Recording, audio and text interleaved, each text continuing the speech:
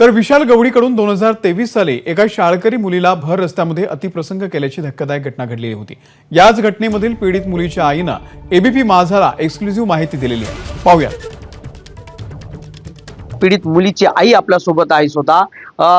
काय सांगाल, जी घटना घडलेली होती तुमच्या बाबतीमध्ये कशी घटना होती, कशा पद्धतीची दहशत तुमच्या बाबतीत त्यांनी निर्माण केली होती? मी त्या दिवशी नव्हती, मुंबईला गेलेली। माझे रिलेटिव्ह ॲडमिट होते म्हणून मी घरी नव्हती।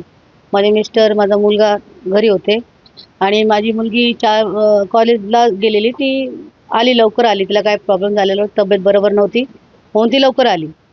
ती तिकडनं येत नव्हती, पावसाचा किचड वगैरे सगळं राहतं, फिरून यायची, पण त्याला एमर्जन्सी होती म्हणून ती तिकडनं आली। मग त्याला बघून तो पाठी वळून तिच्या पाठी केला आणि पाठनं मग तोंड दाबून तिला पकडलं। कसं करून माझी पोरगी तिकडनं सुटली आणि तिकडे माणसं पण होते उभे, 2-3 उभे, तर त्यांनी कोणी काय रिस्पॉन्स दिला नाही। माझ्या पोरीला बोलला जा घरी म्हणून, जा बोलले, आले। नंतर मी मुंबईवरून आल्यावर मग मला कळलं हे सगळं मॅटर झालंय म्हणून।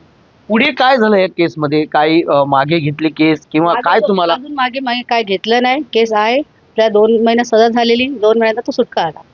आमच्याकडनं लेखी वगैरे सगळं लिहून घेतलेलं, कोर्टात जाऊन पण मी सगळं लेखी करून देऊन आली, सही करून आली, तर पण काय मला कळलं नाही। नंतर 2 महिन्यात तो सुटला।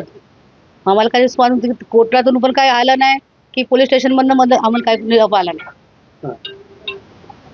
त्याची दहशत आहे असं सांगण्यात येत आहे।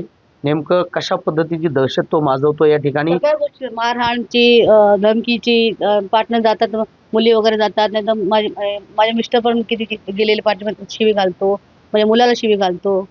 त्याच्या दहशत आहेच तिथे। कालची जी घटना घडली त्या घटनेमुळे तुम्हाला आणखीन काय आता काय वाटतंय? अजून भीती वाटते। परिसरातल्या महिलांच्या बाबतीत तुम्हाला काय वाटतंय? महिला पण घाबरल्या, सगळ्यांच्या पोरी आहेत, सगळे आहेत, सगळे। त्याच्यामुळे कोण निघून बोलूच ते दहशत अशी फैलली आहे की खूपच त्रास। हा नराधम अजून किती असे गुन्हे करणार, याला सजा काय मिळेल हे पाहणं महत्त्वाचं ठरणार आहे।